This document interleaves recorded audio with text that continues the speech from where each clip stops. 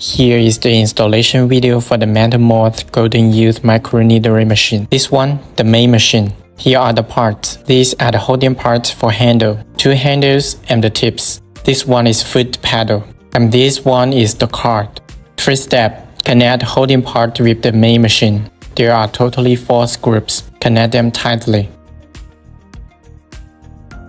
Second step, connect all the handles.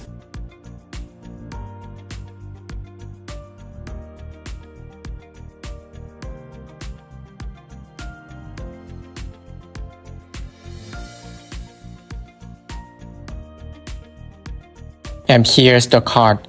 When you're going to use the machine, you can put the card on the sensing area.